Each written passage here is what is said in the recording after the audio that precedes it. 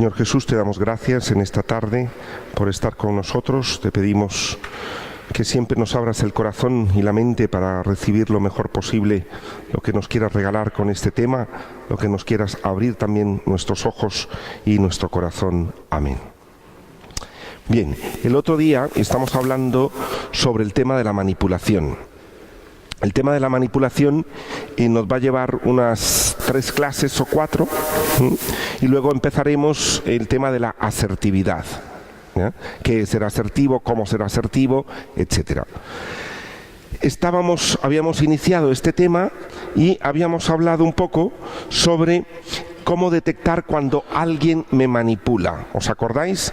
Estamos en el folio de la manipulación y en el número 2, la página número 2. Y creo, si no me equivoco, que habíamos quedado por el número 12, ¿no? Más o menos, sí. 10, 12. Sí. Sí, hoy es el curso 4.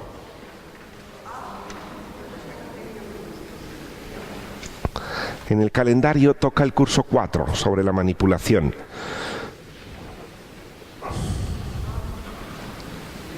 Sí. Bueno. En la página número 2 tenemos un listado largo sobre cómo descubrir. Decíamos que una de las cosas principales por la cual uno puede descubrir si está siendo manipulado o no, ¿cuáles eran? Habían 2 cosas básicas. ¿Nos acordamos? Bueno, han pasado el puente, ha pasado muchos días y entiendo que esto...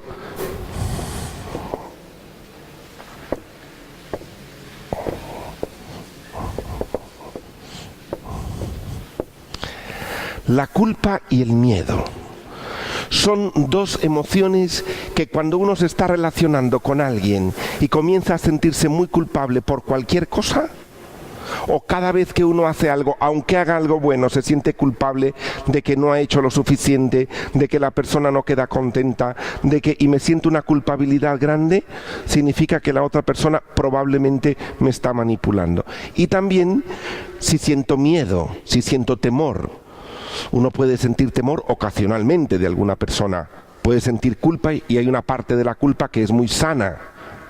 La culpa no es insana, hay culpa sana y hay culpa insana.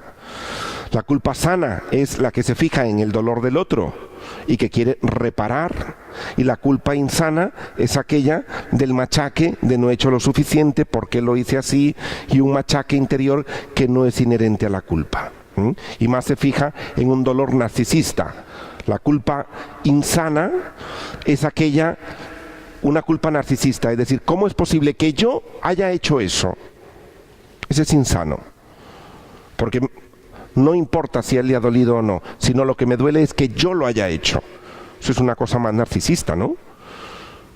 Y encontramos gente así un poco. Entonces, miedo y culpa, 2 emociones que tenemos que tener en cuenta a la hora de la manipulación. Y vamos a continuar más o menos leyendo y voy comentando estas que están aquí. Decíamos en la número 13, por ejemplo, cuando reclamo por las actitudes de ira hacia mí, siempre tiene la excusa perfecta y al final termino yo por sentirme culpable de sus arrebatos y su sufrimiento. Es decir, alguien que te está manipulando te hiere, es violento contigo, es agresivo y casi que terminas tú pidiéndole disculpas. Es decir, no toma en cuenta el dolor que te está produciendo a ti. Y esto también a veces es muy duro. La persona siente, número 14, la persona siente que sus necesidades están en segundo plano. Siempre él necesita más, ella sufre más, él está peor que tú, siempre, y tú le cuentas, fíjate que vengo de un... Bueno, eso no es nada. Si yo siempre... ¿Os habéis encontrado con estos amigos? Es curioso, esto no significa que haya manipulación, pero sí falta de empatía. Que uno les cuenta, que uno viene del médico, que está malito, que le han dicho no sé qué, y el otro dice, bueno, y comienza a contarle todo su historial médico, y lo de uno pasó a segundo plano. Y uno dice, Pero esto cuando hay más en pareja, o en grandes amigos, o en relación con el jefe, también la manipulación, como vamos a ver, se da en las empresas, principalmente cuando hay cuotas de poder, personas que tienen un alto poder y pueden manipular desde el poder, esto lo vamos a ver luego. Siempre tus necesidades, lo que tú necesitas o tus problemas no son nada, son mayores los del otro. Y esto uno termina casi por sentirse culpable por haber abierto la boca, mejor no hubiera contado nada, anda que lo mío entonces no es nada, y entonces se hace un poco difícil. Número 16, la 15 pues me la salto porque es más de lo mismo. Recibo reclamos por sus sacrificios o siente derecho a pedirme lo que sea por haber hecho algo por mí. Hay favores que vienen envenenados. Muchos dicen que sí es cierto. A veces hay gente que ya uno más o menos, porque esto se conoce con facilidad, cuando hay gente que te quiere hacer un favor y tú ya sabes que los otros te los ha cobrado bien, uno le dice, mira, no, gracias, déjalo así, ya lo hago yo. Pues dice, como me haga un favor, es decir, los sacrificios que hacen por ti los van acumulando. Luego vamos a ver que esto tiene un nombre de un tipo de persona también manipulada y un tipo de manipulador, que se esmera, se esfuerza por los demás y tal, en el fondo inconscientemente está preparando los recibos y las facturas. En la de menos te lo pasa. Entonces uno queda, hombre, siempre tiene que haber una correspondencia, ¿no? En yo te ayudo, tú me ayudas, ¿no? Pero luego esto lo vamos a ver más adelante, cómo llega a ser un signo de manipulación. Me siento casi incapaz de defenderme. Cuando alguien te está manipulando, como os digo, casi terminas tú por pedirle perdón y te sientes incapaz de defenderte. Es como, cada paso que das es como arena movediza. Vas para abajo. Si le pide disculpas, entonces te estás sintiendo culpable, ¿ves? Porque después de que te ha agredido, después de que la persona, entonces uno llega un momento en que no sabe qué hacer. Número 19, a mí me toca seguir las reglas, la otra persona no las sigue. Una pareja se está poniendo de acuerdo en algo, o en un departamento, en una empresa se están poniendo de acuerdo en algo. El que manipula, y manipula malamente, ¿qué hace? Le impone reglas a todo el mundo, pero él no las sigue. Entonces ve que todo el mundo las tiene que cumplir, está al loro de que todo el mundo las cumpla, y esto en casa sucede muchas veces. Se imponen ese tipo de normas y yo no cumplo nada. También uno puede verse haciendo cosas en contra de la propia voluntad para no enfadar al otro. Y esto es muy común. A veces en casa se escuchan estas frases de no enfades a tu padre, no enfades a tu madre, no enfades a la abuela, no enfades a la tía, no enfades a tu hermano. Y entonces uno se ve sin derecho a hablar, porque es casi como tengo que callarme, tengo que aguantar, tengo que sostener, tengo que sufrir por dentro con tal de que no se enfade. No, a un manipulador, como decía el primer día, de las cosas que menos le gusta es que le descubran. Y entonces, yo voy a hablar aunque tú enfádate, no pasa nada. Y eso no le va a gustar. De hecho, ¿cuántas veces escuchamos en una mesa o entre amigos o cuando hay alguien que se supone que es más fuerte que le dice y te mira a los ojos, te señala y te dice no me enfades? ¿Qué está haciendo? Una amenaza. Si uno hace caso de eso, uno dice, mira, si te enfadas, ese es tu problema. Yo voy a decirte lo que pienso. Pero, ¿por qué? Porque me amenaza y me calla. Eso es una manipulación total. ¿Cómo que no me enfades? Yo no puedo, y una salvedad que os digo es, yo no puedo enfadar a nadie. En principio, ¿vosotros creéis que podéis enfadar a alguien? Generalmente creemos que sí. Como que uno puede enfadar a alguien. Pero en realidad yo no puedo enfadar a nadie, ni nadie me puede enfadar a mí. Yo me enfado con lo que tú haces, esto es distinto. O tú te has enfadado con lo que yo he hecho. Pero los sentimientos nunca son iguales en todas las personas, ni surgen de la misma manera. Tan es así que cuando estamos, por ejemplo, viendo una película de miedo, por ejemplo, ¿ya? Están en el salón de casa, ¿ya? Hay uno que está en el salón de casa, está comiendo las uñas porque está horrorizado de la tensión que hay en la película. Otro se está riendo, el otro pasa, el otro se pone a conversar porque no le da interés. Y uno dice, la misma película, ¿por qué uno tiene miedo? El otro se ríe, el otro pasa.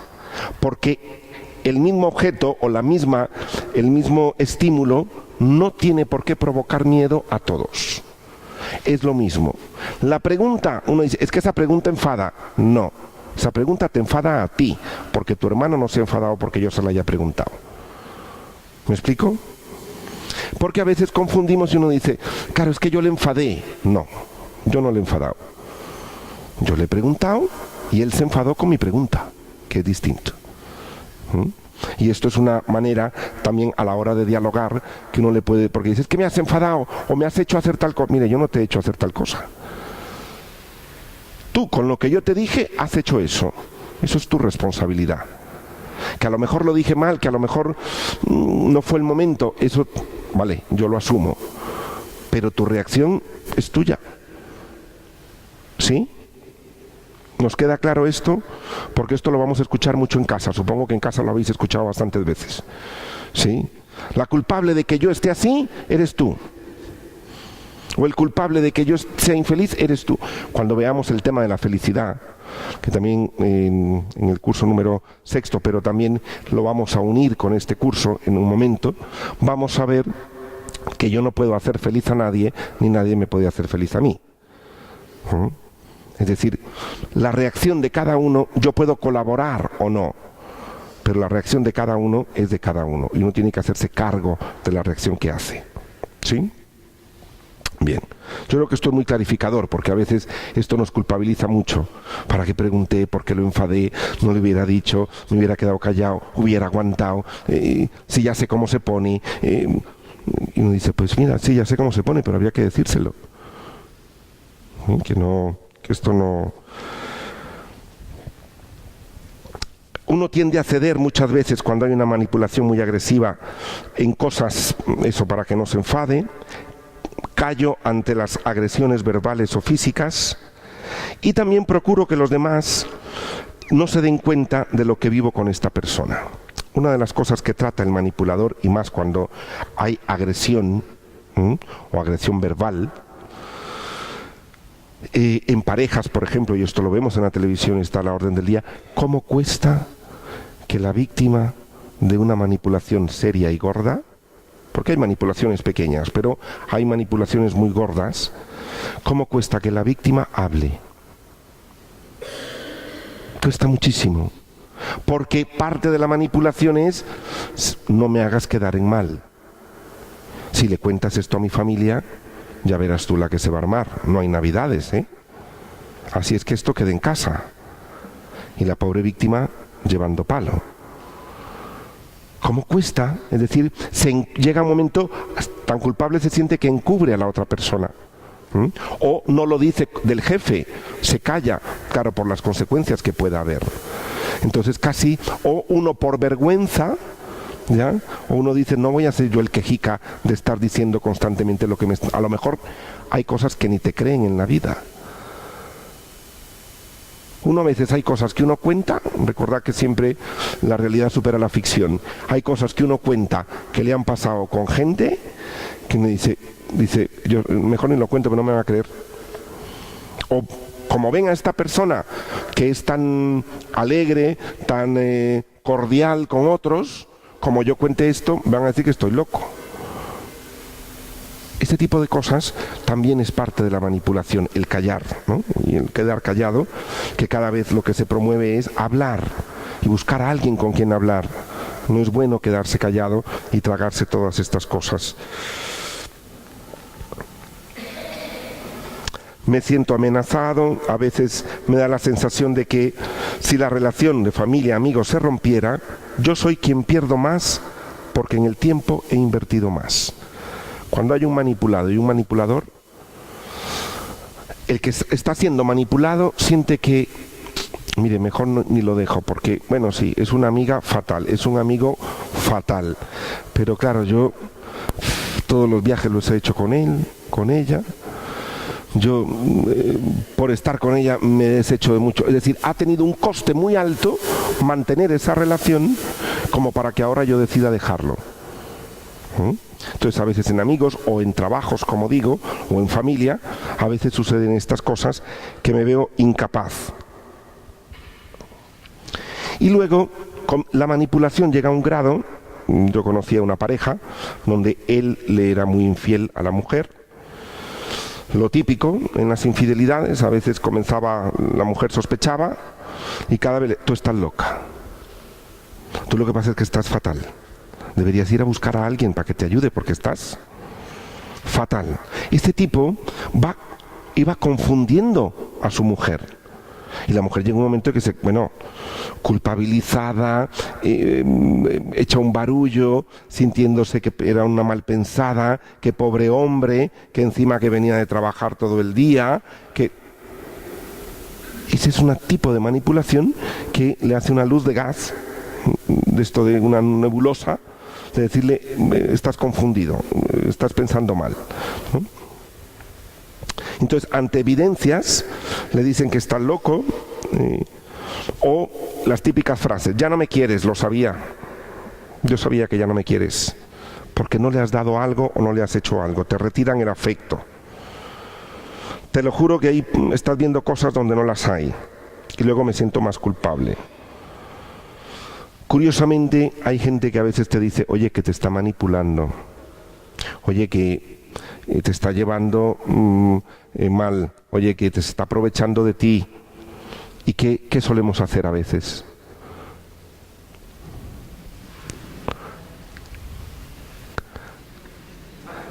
O callamos o mejor no vemos ni oímos, ¿no? Es decir, vamos a ver por qué a veces también nos dejamos manipular. A ver qué beneficio, en algunos casos, no siempre, pero qué beneficio puede extraer uno dejándose manipular. A veces uno llega a tener miedo de las reacciones o los comentarios, ya no puede comentar nada, o las reacciones. De repente me veo haciendo cosas que le agradan más a él que a mí. Mis quejas parecen no tener importancia. Si esa persona está mal emocionalmente, todos tenemos que estar igual. Si hoy amaneció enfadado, o amaneció triste, o amaneció que no quiere salir, aquí no sale nadie. O cómo os vais a ir sin mí, yo que... Dice, mira, la vida continúa, la vida sigue. O hay de estos, el típico, que a veces puede entrar a casa, ¿ya? Y a veces uno manipula, a veces sin decir nada. Entran a casa con un rostro, una cara, fruncen el entrecejo, buenas noches. Todos están en el salón, estaban esperando a papá. Solo con eso recolocó todo el ambiente de la casa. Los niños ya no le cuentan lo que hicieron, la madre dice, como le cuente yo el jarrón que han roto, ya verás tú, no se le cuenta. Ahí se siente amenazado el ambiente. Y estos gestos también son manipuladores muchas veces. Hay silencios impositivos, aguanto por temor y agresiones. Y también hay personas que también manipulan o también hacen cosas con frases un poco tristes, ¿no? Estas personas como que hay un canto de queja por dentro y a veces es nadie me entiende, nadie me quiere, no sé para qué estoy en este mundo, ojalá Dios me lleve pronto, yo sé que estorbo en esta casa. ¿Cómo se sienten ¿Cómo os sentís vosotros cuando alguien os dice, yo sé que estorbo en esta casa, y no sé para qué estoy viviendo de más, mejor me hubiera quedado donde estaba, sé que te estoy dando mucho la lata? ¿Cómo se siente uno? Culpable. Culpable. Y esto a veces lo escuchamos o en amigos, o en compañeros de trabajo, o en familia. y este tipo de cosas. Bien. Ahora, si os pongo aquí en la página número 3, yo de lo que estoy hablando aquí, como casi todos los temas que se desarrollan en estos cursos, son para personas que más o menos conllevan una psicología, que tienen una personalidad más o menos saludable. Hay que entender que hay personas que tienen trastornos de personalidad, con lo cual ya no es que manipulen en sí, sino que hay un trastorno de personalidad. Y entonces a veces hay un trastorno de personalidad que se llama antisocial. Una cosa es que manipule y otra cosa es que sea un antisocial, o que tenga un trastorno narcisista, o que tenga, es decir, a veces el peligro de estas cosas es normalizar lo de siempre. Con esto yo pongo un ejemplo, hay una, para no decir aquí marcas, pero bueno, hay un yogur o una cosa de estas, ¿no?, de un anuncio televisivo que le decía, le pregunta a uno a la otra, bueno, que ayuda al estómago y esto. Entonces le decía, la que vendía esto, le dice, oye, ¿qué tal va de tu estómago? Y le dice, ¿tú tomas tal yogur? Y le dice, yo estoy muy bien del estómago. Le dice, ¿ah, sí? Dice, sí, pues unos días voy, otros días no voy al baño. Dice, pues mira, lo normal. Y la persona que se lo está vendiendo le dice, no, eso no es normal, lo normal es sentirse bien. Cuando uno habla con personas y dice, ¿qué tal? Pues lo normal, hoy me gritó. Lo normal, pues lleva 3 días bien. Lo normal, pues ayer no salimos porque amaneció enfadado. Lo normal eso no es normal. Lo normal es sentirse bien. Lo normal es que las cosas fluyan. Entonces, a veces lo común lo ponemos como normal. Y uno no puede normalizar cosas en casa. Y a veces se normalizan por la paz en casa.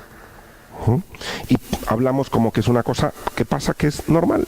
Es normal que grite, es normal que empuje una puerta, es normal que rompa algo, es normal que no hablen todo el día. Esto es normal. Mire, es común, pero normal no es. ¿Sí? Captamos esta diferencia, que a veces normalizamos muchas cosas que no.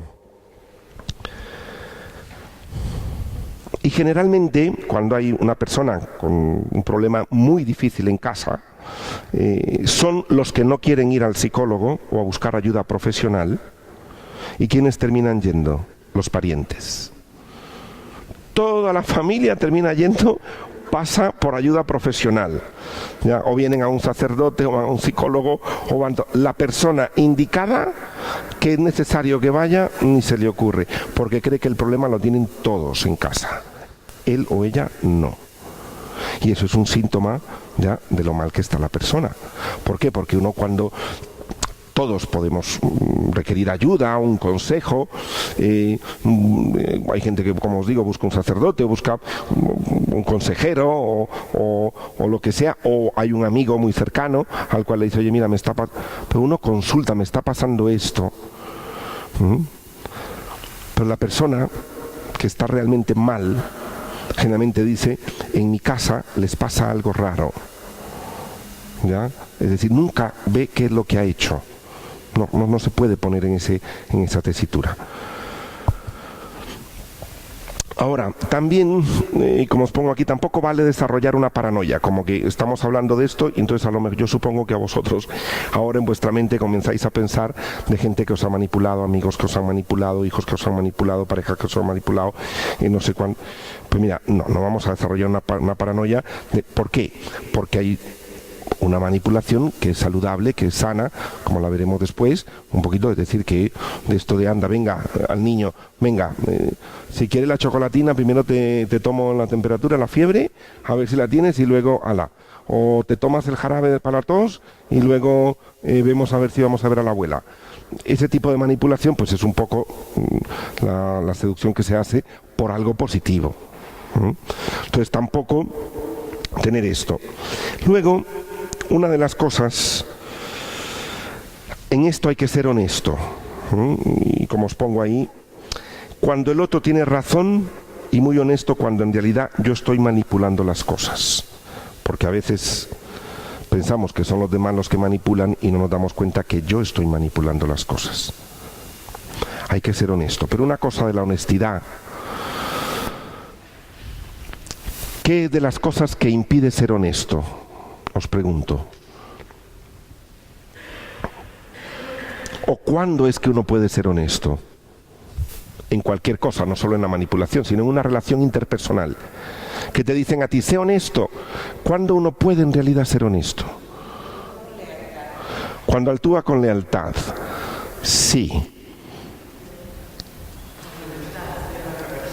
¿Cuándo?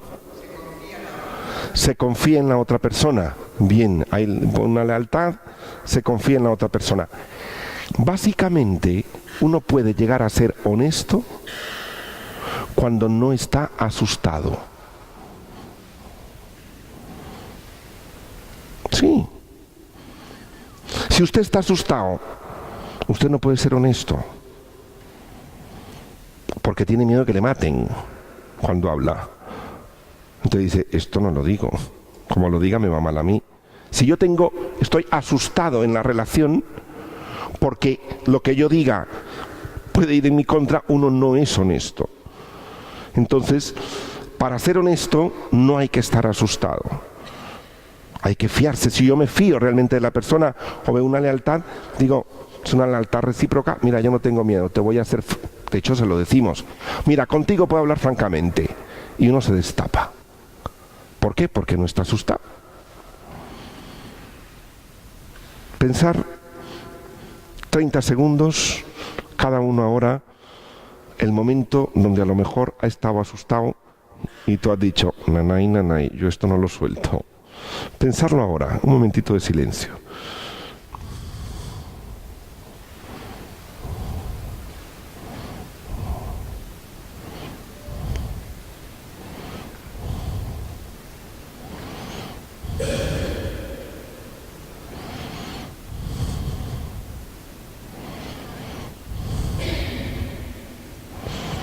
¿Os lleva a pensar eso, que estabais asustados en ese momento?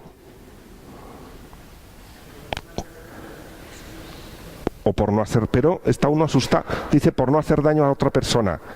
Bien, pero entonces a uno es que le da susto hacer daño. Uno está asustado, es decir, cuando uno está asustado de la repercusión de lo que uno va a hablar, se lo calla. Por tanto, uno necesita un ambiente de tranquilidad, una seguridad para poder ser honesto. O tener seguridad en sí mismo y decir, mira, no me importan las consecuencias, lo hablo. Pero cuando el susto puede más, no lo hace.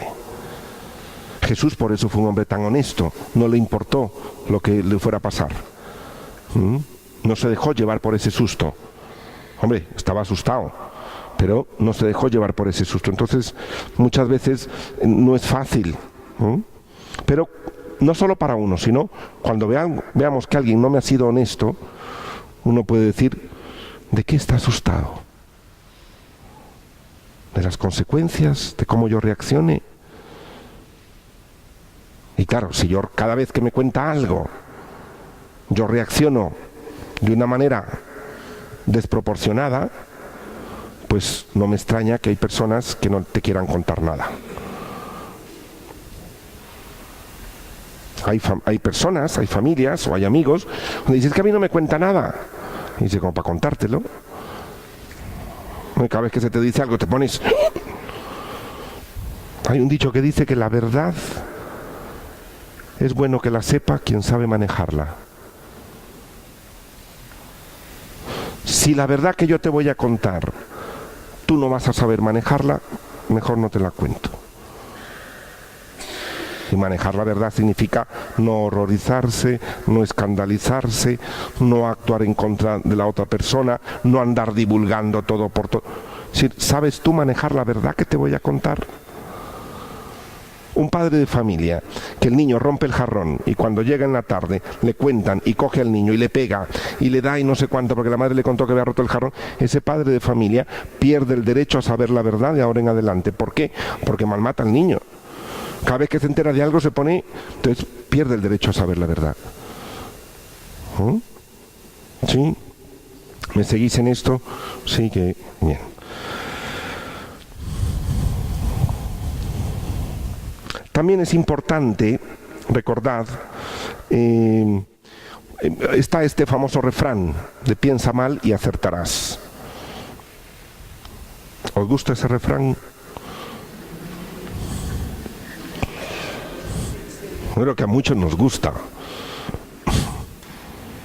Piensa mal y acertarás. Yo nunca fallo. A mí cuando me dicen eso le digo, dime en qué va a salir la lotería de Navidad, porque yo la compro.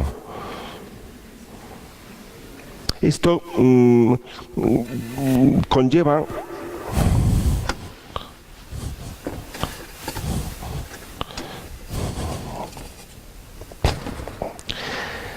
una persona que dice yo nunca fallo, siempre acierto, las predicciones mías siempre se cumplen. Hay personas así en la familia, hay personas como muy predictoras en la familia. ¿Ves? Si es que yo nunca fallo, yo siempre acierto. ¿Qué es lo que hacen estas personas? A estas personas habría que decirles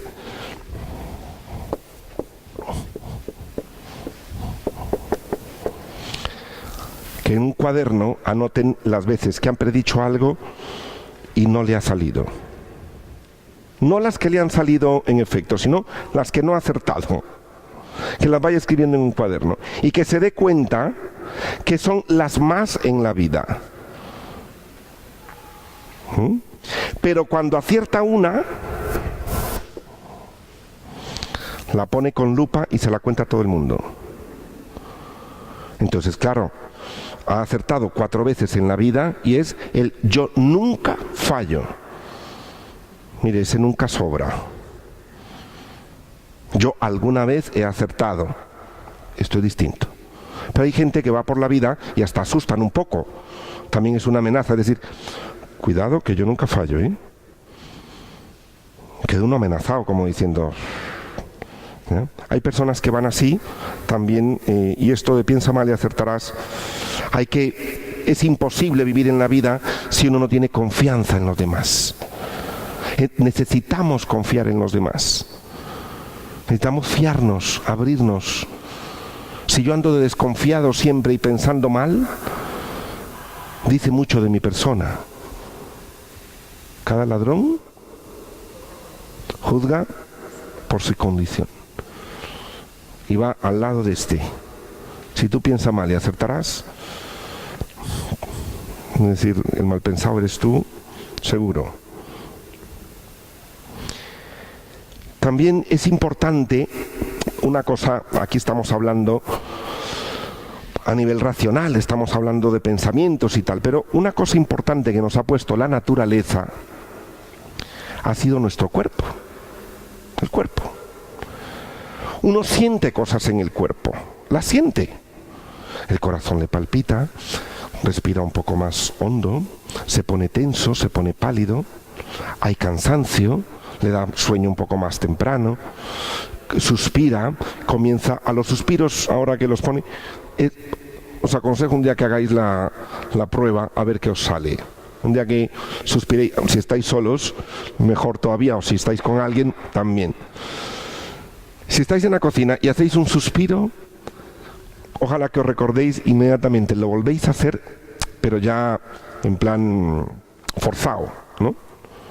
Es decir, esto que uno está haciendo algo en casa y uno hace, ¡ay! Ese ¡ay! Te salió natural, pero yo os recomiendo volverlo a repetir. Y en el ¡ay! Ponerle una palabra a la que salga. y os vais a dar cuenta de cosas de vosotros. Porque ese ay contiene mucho. Uno dice, ay, ¿qué es ese ay? Es bueno ponerle nombre, palabra, porque el cuerpo está hablando. Un ay de esos, el cuerpo se está expresando. Entonces ponle palabra. Es importante sentir cuando siente, se comienza a sentir mal, amenazado, culpable, se siente miedo por alguien, el cuerpo te lo dice. Pero nosotros, por la educación que hemos recibido, al cuerpo lo hemos dejado a un lado. Y ya no nos fiamos de lo que nos dice el cuerpo, sino lo que nos dice la mente. Un niño, y creo que alguna vez he puesto yo este ejemplo, un niño que quiere que tú le acaricies, un niño de 3, 4 años o no sé cuánto, se te suben los regazos, comienzas a acariciarlo, tal, te da besos, tal, no sé qué, estás contigo y tal. Al rato, ¿qué hace el niño? Suéltame, déjame que voy a ir a jugar. Como tú quieras. Decir, pero no, quédate otro ratito conmigo, que estás aquí con abuela, mira que no sé cuánto, que no sé qué, uy, que bien nos lo estamos pasando, pero ¿cómo que te quieres ir ya si yo tanto que te quiero? ¿Qué hace el niño? Comienza a inquietarse. Y si tú continúas, bueno, llega un momento, te puede pegar un golpe, te puede dar una patada. Yo vi una vez uno que mordía a su tía, a la hermana de su padre, le mordió así de que me sueltes, la mordió y salió corriendo. El niño percibe dentro que la cuota de afecto está cubierta. Y lo percibe su cuerpo. Es muy sabio. El cuerpo es muy sabio. Nosotros no.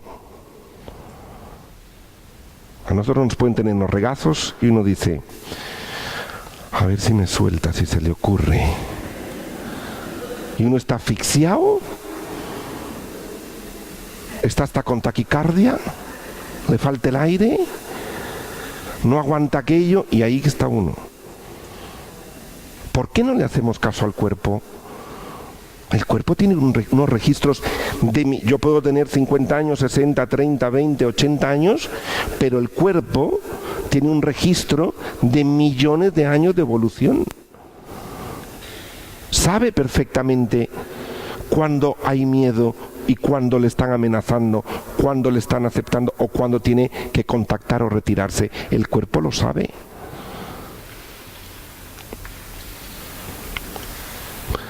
No digo que a veces uno no haga un esfuerzo y uno dice, bueno, pero hay gente que uno diga, bueno, estoy cansado, pero bueno, voy a echar un poquito más, venga.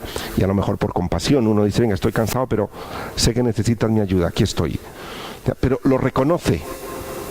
Pero hay gente que ha llegado a límites insospechados de que no sabe sentirse cansado. Hasta que el cuerpo hace ¡pum!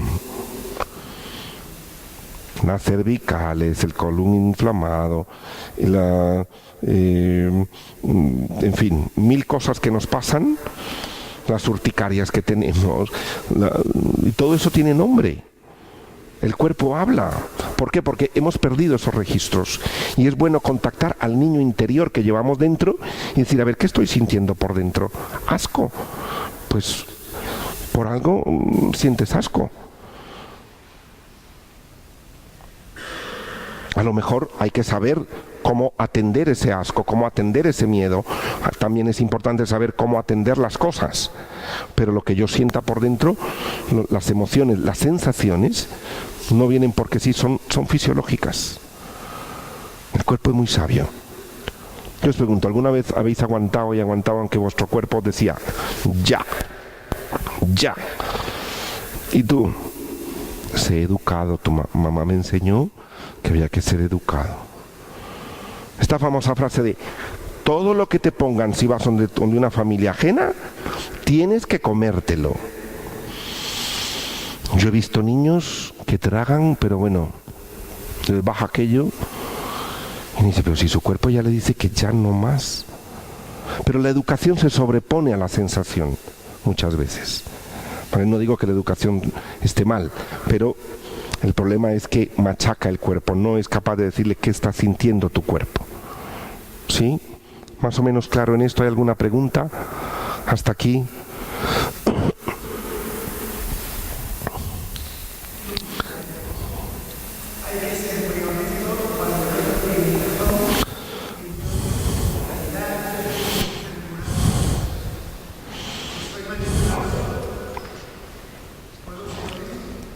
Bueno, yo puse esto aquí, digamos, para nosotros los del curso. Es decir, como estamos recibiendo esto, entonces me pregunta que si un manipulador puede ser en realidad honesto.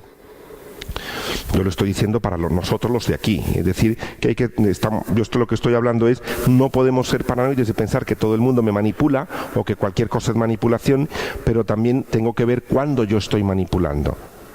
Es decir, poder escuchar cuando veamos el feedback, lo que los demás me devuelven a mí, lo que los demás me dicen a mí, es una información muy valiosa.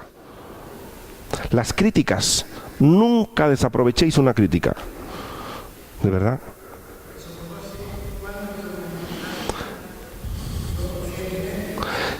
Sí. Bueno, a veces manipulamos inconscientemente, pero a veces lo hago inconscientemente. Pero para eso está el feedback. El feedback es lo que los demás me dicen a mí. En esto os lo digo, aunque pertenece a otro tema, pero ¿habéis visto vosotros, las viñetas? Estas viñetas de los periódicos, ¿no? ¿Sí? Las viñetas de los periódicos, ¿qué hacen? Ponen a un representante de un partido político, ¿y cómo lo dibujan?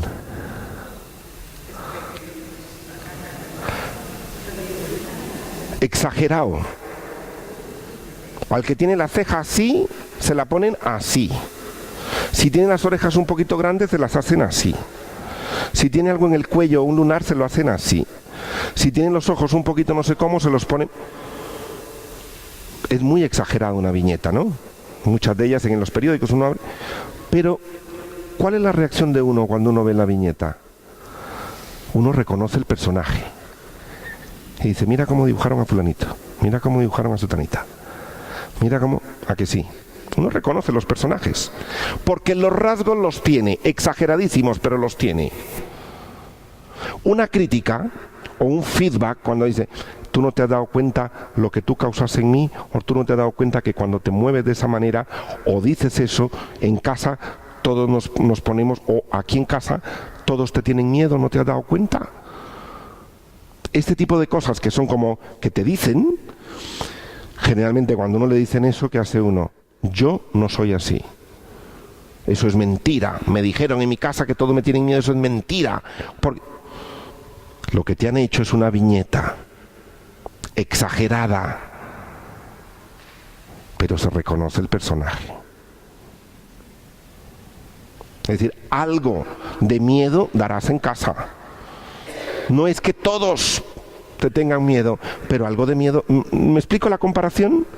Por tanto, cuando alguien te dé una crítica, cuando alguien te devuelva algo, cuando alguien te diga, es que tú presionas a todo el mundo. Y dice, yo no presiono a nadie. Uno tiene que, aunque sea en silencio, en casa uno dice, no, me dijeron que yo presionaba. A lo mejor algo de presión, algo. ¿Me explico? Eso me enriquece en mi autoconocimiento. Porque algo han visto los demás. Máxime, si es una viñeta que me la ponen varios, me lo dicen, y hay gente que hasta lo dice, muy curioso. Uy, lo mismo me dicen en el trabajo. Y dice, pues mira, coge esa viñeta, que algo tendrá, si ya te la han puesto 2 veces, 3. La familia política, mi suegra me dice lo mismo. Y dice, no, bueno, pues por algo será. Hay viñetas que a uno se las encajan en todo sitio. Que es muy serio, tú eres muy callado, tú eres muy agresivo, tú eres muy tacaño, tú eres muy no sé cuánto. Esas viñetas que nos ponen, algo han percibido. Lo mismo a nivel positivo. Nos ponen viñetas, ay, que fulanito es súper generosa y toda la gente me dice que soy muy generoso. Pues también algo tendré de eso. Y aprendo también de lo positivo y de lo no tan positivo en mí. ¿Vale? Entonces, no desperdicies eso como parte del crecimiento personal. Bien. Dificultades ante este tema a nivel cristiano. ¿Cuáles? Hablad. cómo os suenan? Hablar a nivel cristiano, aguantar, no aguantar, quedarse callado, mejor estar en paz y no decir nada, dejar que hagan conmigo lo que quieran. Ahora tenéis 2 minutos para hablar con el que está al lado y hablar de este tema. Es decir, ¿cómo resuena cristianamente esto? ¿Cómo poner en práctica esto siendo cristiano? ¿Sí?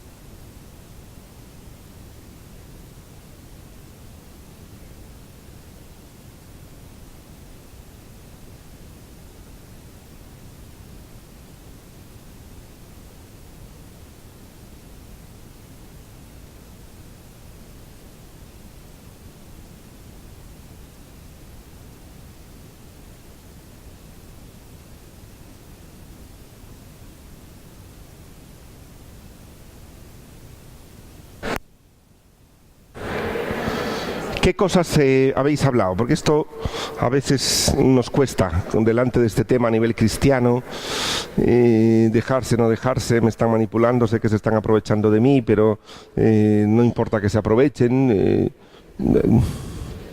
Sí.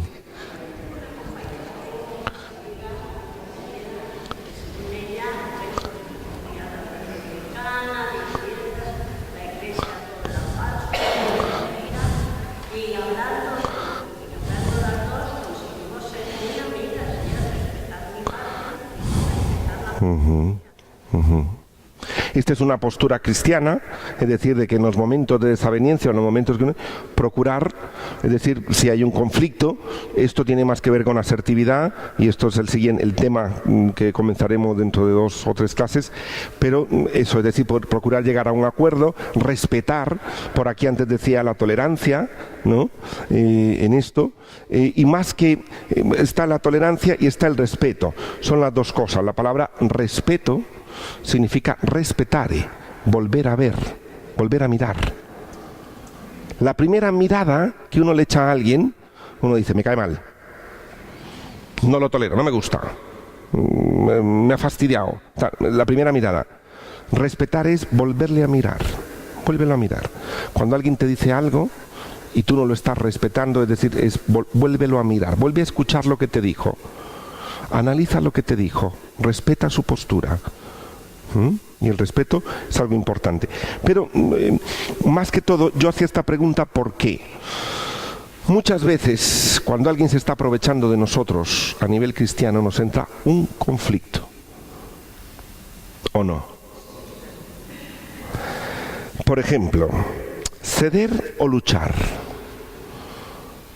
Y os pongo aquí en negrita que a veces de hecho nos dicen en casa o en el trabajo o los amigos: parece mentira que siendo tú de los que van a la iglesia no cedas en esto, o busques obtener un beneficio, o no me atiendas como yo quiero, o no lo hagas como yo digo. Es decir, que como que tú por ser cristiano tienes que llevarte la peor parte, no tener gustos, no tener necesidades, no poder discutir, hay que aguantar, dejar que se aprovechen. Y esto está muy esparcido por toda la iglesia, ¿o no? Y la gente te lo dice. Uy, mira cómo se pone. Y es católica. Y dice, bueno, ¿y qué quiere? Que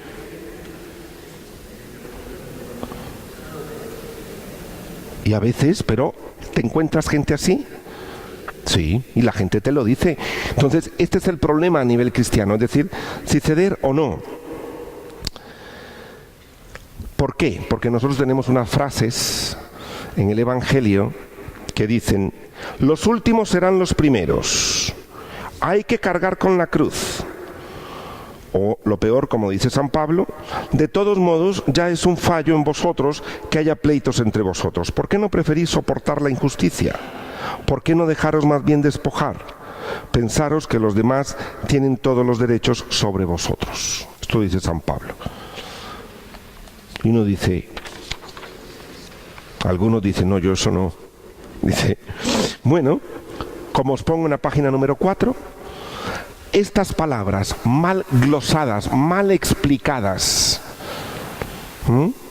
han hecho, en realidad, y sacadas del contexto, han hecho mucho daño a la estima personal. Mucho daño. Sacadas del contexto. No es que no tengamos que servir a los demás, no es que no tengamos, que a veces pues tenemos que dar, no es que tengamos que dar, sino nos sale dar el ejemplo a los demás, nos sale ser generosos, el Jesús nos pide, entonces yo también quiero hacerlo, quiero acercarme desde ahí. Sí, pero esto también, el hecho de aguantar tanto, da la sensación, porque esto tiene que ver con una idea de Dios, como que Dios nos mandó, bueno, está más...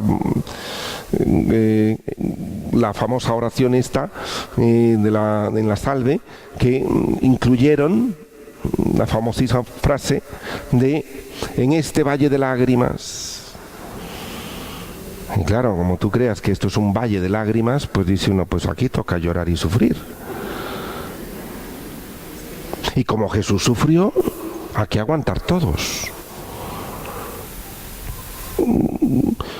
Y yo como os pongo aquí, Dios nos ha puesto en nuestro interior, y lo que es más, que esta estima personal sea grande y buena. Esto es lo que nos dice el Señor: vosotros valéis más que los pajarillos del campo. Y hago varias preguntas yo aquí y las pongo en negrita. ¿No es el mismo Jesús el que anduvo defendiendo al desvalido de las injusticias que le acometían? ¿Acaso no es Jesús el que caminaba devolviendo la dignidad a las personas que otros machacaban? Dice Jesús: vine para que tuvieras vida y vida en abundancia. Es decir, Jesús anda quitando el sufrimiento, devolviéndole la dignidad a la gente. Jesús quiere que la gente sea digna, que nadie la aplaste, que los pobres tengan vida digna, que la mujer la levanta, le da su puesto en la sociedad. Y nosotros decimos que cuando alguien la maltrata, dice, aguante porque es la voluntad de Dios.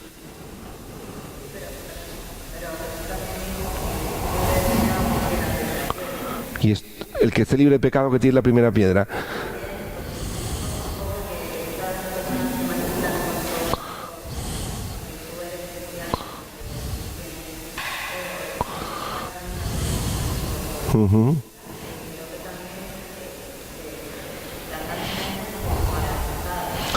Claro, dice como venimos a misa, como no sé cuánto, como leemos la palabra, como soy cristiano, como soy católico, que a veces la gente abusa y dice, bueno, tú como eres así, tú eres de los que aguantan, yo soy de los que te machaco. Y pues no, precisamente esto es a lo que yo quería llegar, es decir, no. Vamos a ver después cómo hacerlo, ¿vale? Con la asertividad, el cómo hacerlo, pero con la asertividad.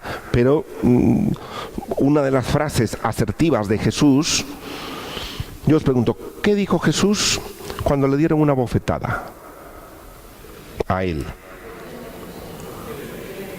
Si yo he dicho la verdad, ¿por qué me pegas? Si yo he mentido, dime en qué. Pero a mí no me pegues. No dice el Evangelio, tan bueno el muchachito, bajó la cabeza y se quedó callado. No dice eso. Tampoco dice el Evangelio que levantándose le arrió otra al otro, tampoco. Pero habló, se defendió, puso sus derechos y dijo, un momento, a mí no me pegues, yo he dicho la verdad, ¿por qué me estás pegando? Y si yo he mentido, dime en qué, pero a mí no me toques así. Eso es ser asertivo.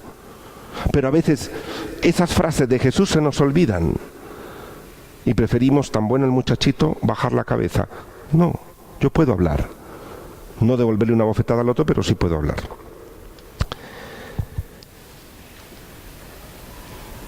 Jesús nunca manipuló las cosas, siempre habló y lo que hizo fue seducir al otro y dejarlo también en libertad para que le siguiera. Como os pongo aquí, también entiendo que en no pocos sermones o prédicas se han dicho auténticas barbaridades referentes al sometimiento. Auténticas barbaridades referente al sometimiento. Sometimiento de las esposas, sometimiento de los hijos, sometimiento de los trabajadores, sometimiento de todo el mundo, de los fieles, sometimiento. Es decir, en esto se han dicho auténticas barbaridades desde los púlpitos durante muchos años y siglos, en detrimento de la dignidad como hijos de Dios y la dignidad como personas. Y por eso os pongo aquí, no me extraña que cuando nos toca colocarnos en nuestro sitio de hijos de Dios, de ser dignos habitantes de este globo terráqueo, muchos de nosotros tengamos problemas pensando que no valgo nada, que a este mundo se viene a sufrir, a ser el último y así me ha tocado. O lo que es peor, siendo cristiano es imposible decir que no. ¿Cómo me vas a decir que no si tú eres cristiana? Este problema del decir que sí o decir que no lo vamos a ver, como os digo, en el tema de la asertividad. Entonces, a veces nos hemos quitado la propia valía, como que los demás valen más, como que yo por ser cristiano no tengo ningún gusto, entonces no tengo que valorar mis cosas. No, yo puedo valorarlas. Por supuesto que voy a valorar las de otros, pero voy a valorar las mías propias. Y ya para terminar, os pongo aquí en negrita y digo, cuando alguien me pregunta, ¿quién soy yo para ser valioso? Y yo le pregunto, ¿quién eres para no serlo? ¿Quién eres tú para no ser valioso? Todos somos valiosos y tenemos que cuidarnos y cuidar esa valía que nos ha regalado Dios a nosotros siempre. Cuidar esa dignidad también siempre. No pensemos que porque más aguantemos un machaque somos más agradables a Dios. No. Otra cosa es el sufrimiento que viene dado por la vida. Pero estar aguantando algo conscientemente, casi como expiando y decir, bueno, yo aquí voy a aguantar para ofrecérselo, eso rima entre el masoquismo y otras cosas. Entonces, esto lo hablamos el año pasado, hablando del masoquismo. Y ya con esta frase termino. Recordemos que Santo Tomás de Aquino dice que el hombre o el ser humano es verdadero, es bueno y es bello. Verdadero, bueno y bello. Levantad la mano los que creéis que sois verdaderos, buenos y bellos. ¿Y el resto? Sois falsos, feos y malos.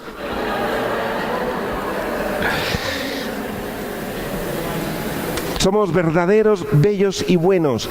Si yo tengo la creencia de lo contrario, por supuesto que voy a decir, mira, yo soy feo, soy falso y soy malo, pues haz conmigo lo que quieras. No, yo tengo una dignidad que Dios me ha dado tengo una verdad interna, una belleza interna y tengo una bondad interna.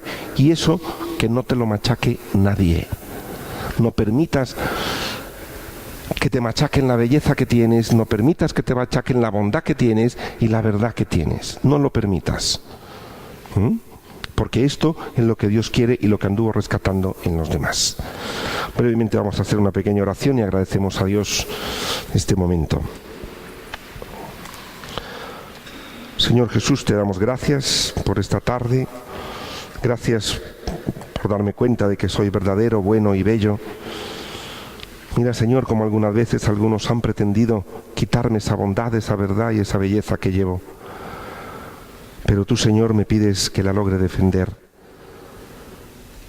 Si alguna vez, Señor, quizá he pensado que a ti te gusta el sufrimiento, pues en realidad me doy cuenta que no te gusta. Permíteme, Señor, ser de aquellos que no manipulan, ser de aquellos que buscan más honestidad en las relaciones y principalmente ayúdame a ser como tú, que no imponías nada a nadie, sino que respetabas y tolerabas a quienes te encontrabas. Amén. Bien, buenas noches y nos vemos en 15 días.